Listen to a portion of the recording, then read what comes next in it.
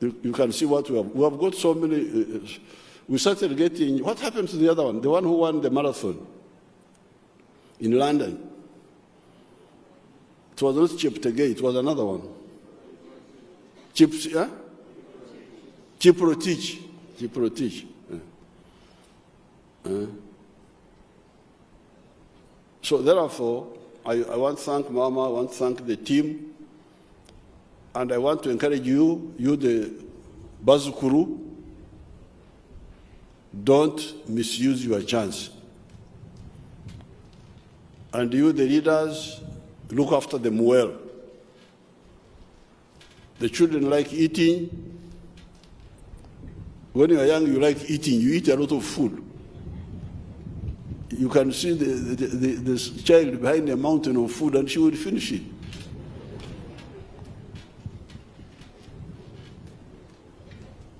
Let them eat well, look after their discipline. I've told them about alcohol, about Malaya. The sky will be the limit. So therefore, it is my honor now to send off the 3 categories. The ones going to Oregon for the World Championship,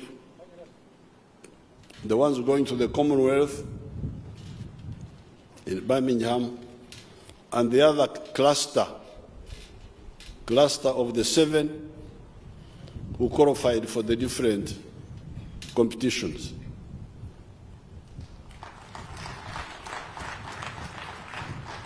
I wish you God's blessing, good luck, do well. Thank you very much.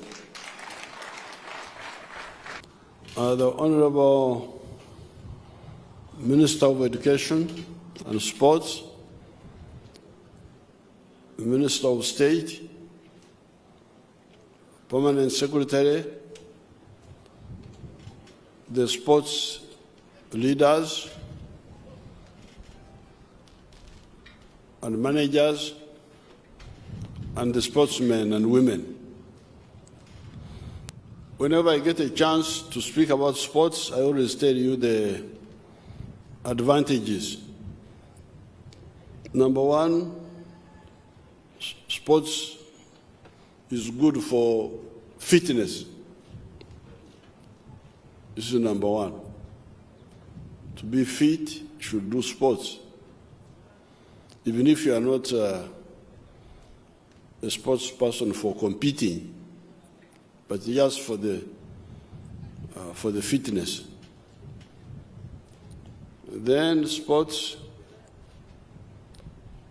builds character. I've told you that before. Part of the character is not giving up. You can hear somebody running for 42 kilometers.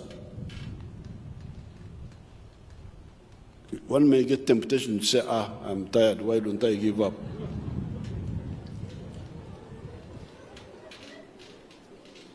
But the discipline of sports is that, no, you don't give up, you continue. That discipline, because you see within the body, there are always two voices. One voice is always saying, you do it, another one says,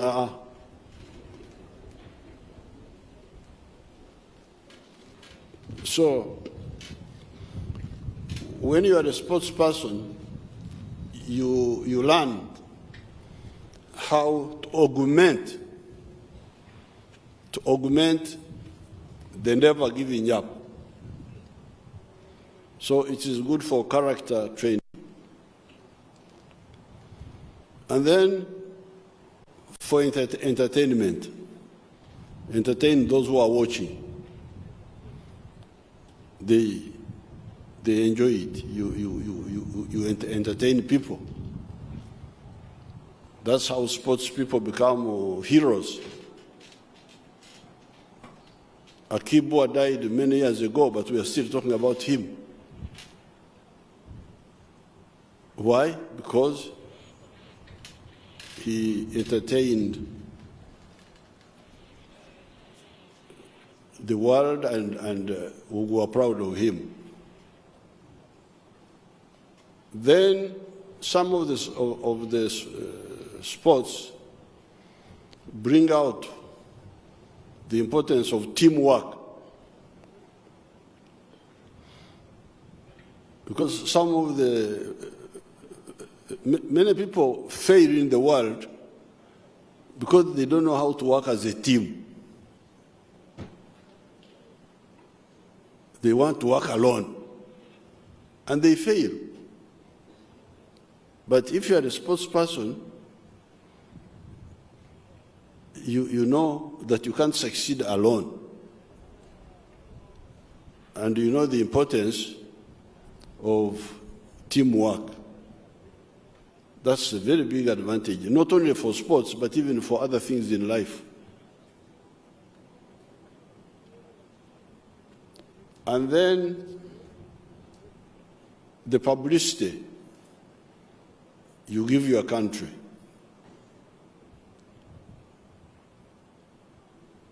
With Mama, we had gone to Turkey. The president of Turkey, Erdogan,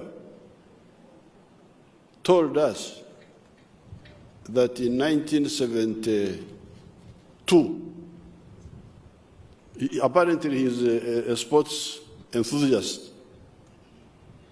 So in 1972, when Akibwa won the hurdles in Munich, this man was a young man also and was watching.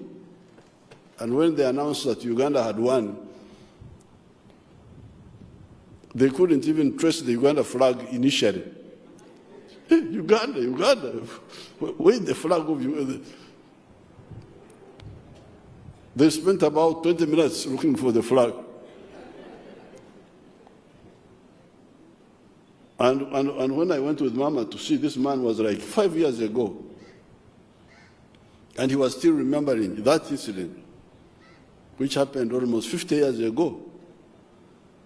That was his biggest publicity for him, as far as Uganda was concerned. So therefore, if you have this talent of sports, you should not misuse it. You should not play around with it. It's a good talent. And the hazards to the talent are known. Alcohol doesn't go with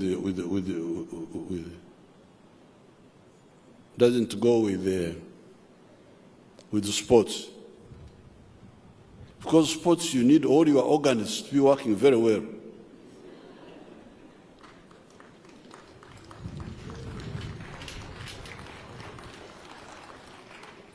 All of them. The heart, the lungs, the spleen, the liver. Not forget the intestines, because those are the ones who take in all the inputs. The muscles.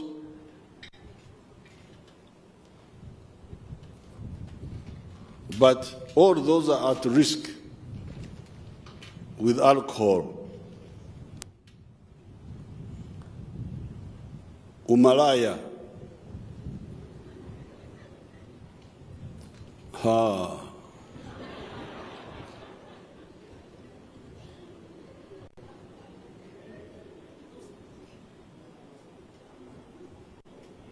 Our which is wow.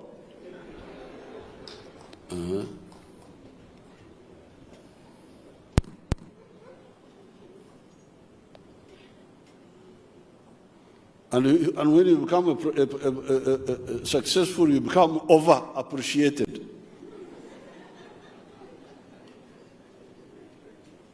Now, you should be careful with that over-appreciation. It will lead to your ruin, to the ruin of your talents. So therefore, having known the value of sports, as I pointed it out, for you and for the country and for the society, you now need discipline to guard it, to guard that talent. Once you cover those areas, then the other one is now the realization that the body is capable of big achievements. This one I know very well because I was a sportsman myself, but also a cattle keeper. You know, those cattle keepers are natural sportsmen. Because you, especially in the past, these days keeping cows is just a joke. But in the past, keeping cows meant standing for 12 hours. You don't sit down. Because if you sit down, the cows may go into other people's gardens. Because those days we didn't have sengenge, you know, fenced farms. No. You were the sengenge ourselves. You are the one to stop the cows from going. The only time I told Mama some weeks ago that the only time I have been to court was because the cows had trampled on somebody's crops. This was 1956. I was in P4, and I was looking after cows, and I found other children playing football. I joined. Just 15 minutes, the cows were in somebody's garden. And I ran and I found them consuming the man's millet. Oh. So they took me to the parish and they coached me. They said, what you do, you come and sit down. And when they call your name, you stand up. And you say, Omshangu Ningwichiriza.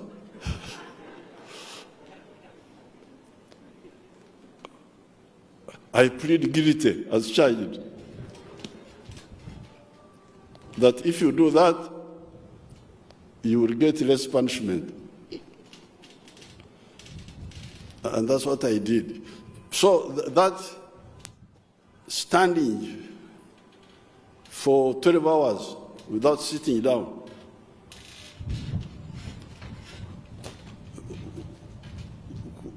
would create stamina in you. But also in the army, of course, I could see. Like in 1979, when we were fighting Idi Amin, we were operating in a hilly area of northwestern Tanzania, near the Kagera River.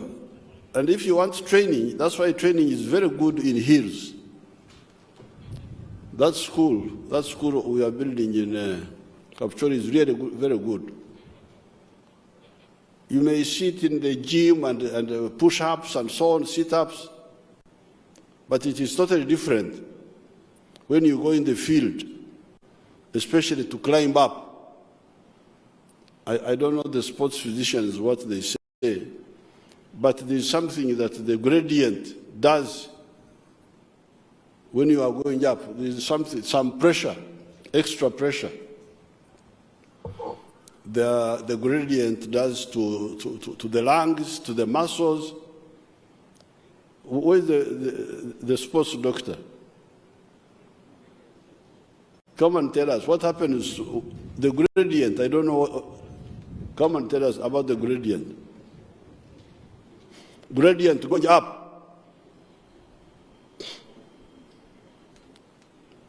It's totally different from running in the flat areas. I don't know why. Thank you, Mr. President. And physically, as you go up, oxygen is less. Secondly, you are fighting against gravity. So in that way, you are creating, you need more power to climb up there. So less oxygen? You get less oxygen. And more gravity. And more gravity. You see, I'm also a scientist. Thank you, thank you. You're welcome. Because I definitely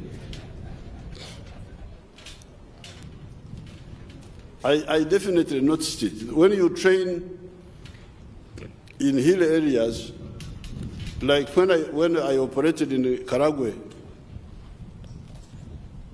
because we arrived on the front line on the 23rd of December, 1978.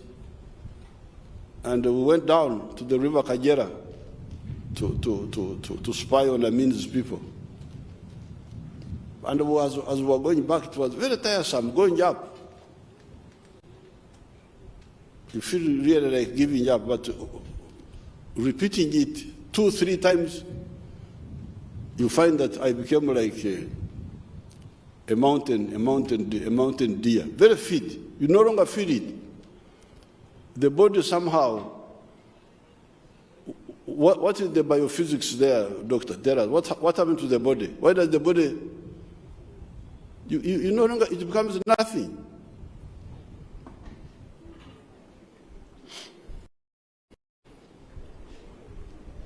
Thank you, Your Excellency. Because you need to explain to these people, they need to know the science of the body, how the body can. The body, once it realizes that it needs more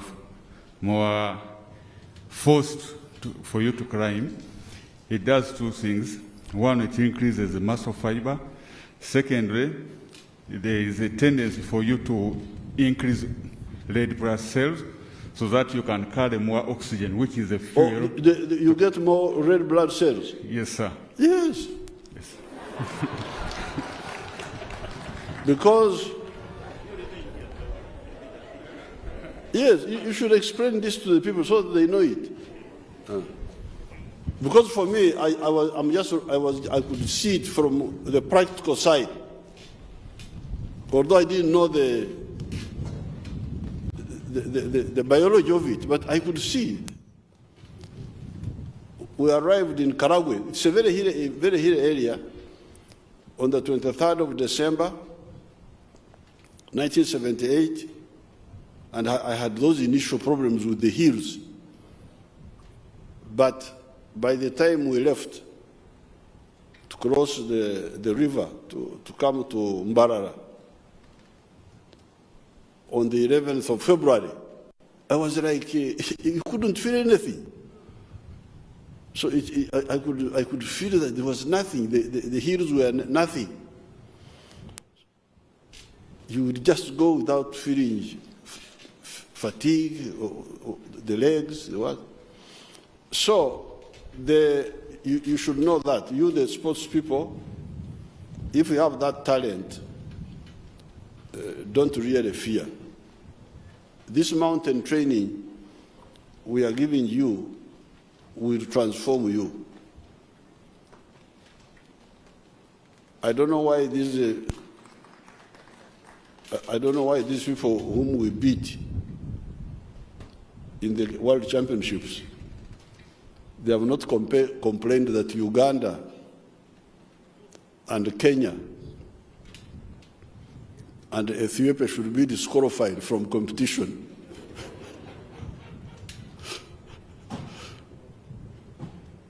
Because these children here, these Cheptegei and Chemtai and all these are different human beings from those ones you are going to meet in Oregon. Is it Oregon? You are going to meet different human beings. Because these ones here, from Kapchorwa, from Sebe, and from the Rift Valley of Kenya, and from Ethiopia, their lungs, what the doctor was saying, the lungs, that you develop more blood cells, red blood cells, and that the lungs, what happened to the lungs?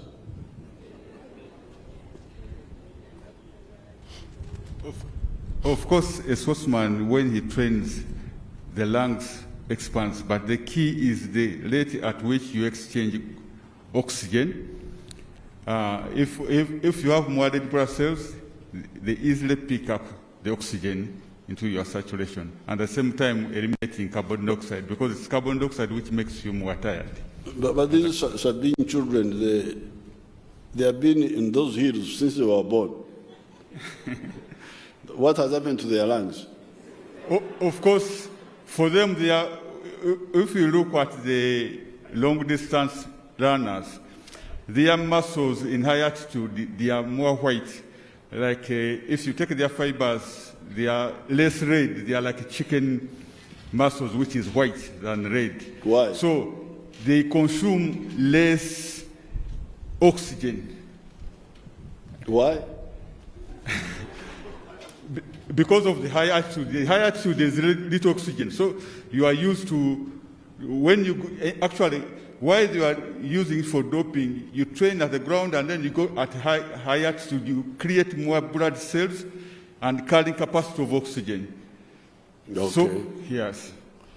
So therefore, the point I want to make is that once you have the talent, don't fear. There's nothing you cannot achieve. If you really train systematically. And the other day I went to a place called Olilim. Olilim is in eastern, in Katakwi, near Karamoja. And we were training our soldiers there. Then there is a high ground nearby called Napak Mountain. So I told the commanders there, in the training area, get part of that mountain so that it is part of the training area. Because of my experience in the army, so therefore, once you have the talent, you can achieve a lot, especially with good training and with discipline. So therefore, as the Honorable Hamson Oboa told you, and as Mama told you, I want to thank Mama, because Mama has been able to bring together this ministry because of teamwork. She likes teamwork. She calls meetings. Part of the problems you hear in these organs is lack of teamwork. I don't know why people want to monopolize problems. You can't understand. Why do you want to have the problems alone? Why don't you call a meeting? You call a meeting and say, we have got this problem, what do we do? Very simple. Then you hear what everybody is saying. And then you also put in your opinion. How can modern people be more backward than the ancient Banyankore? Because Banyankore knew this. The old Banyankore, old one, they knew it. They have a proverb which says, endura ebyokulya oteera nki. When you are making alarm for food, you make a smaller one so that many people don't hear and come, because this is food. Because if you make alarm, say, oh, I have food here, you come, the whole of Kampala will come, and they will finish it. But if you are making alarm for war and alarm for work, make a very loud alarm.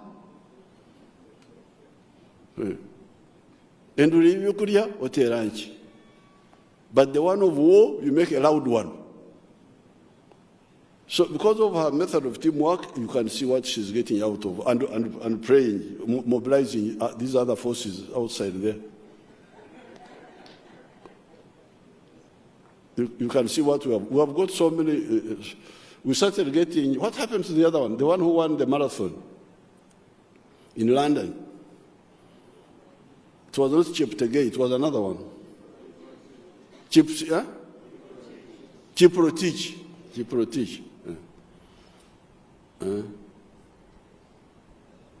So therefore, I want to thank Mama, I want to thank the team, and I want to encourage you the Bazukuru, don't misuse your chance. And you, the leaders, look after them well. The children like eating. When you are young, you like eating. You eat a lot of food.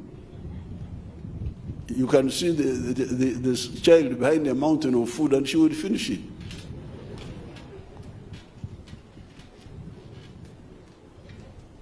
Let them eat well,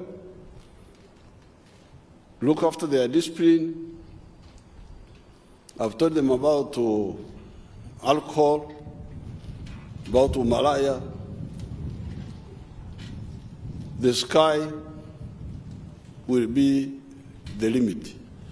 So therefore, it is my honor now to send off the three categories, the ones going to Oregon for the World Championship,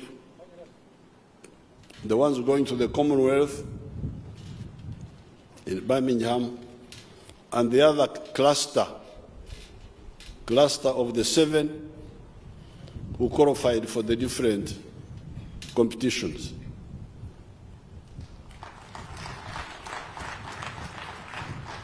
I wish you God's blessing, good luck, do well. Thank you very much.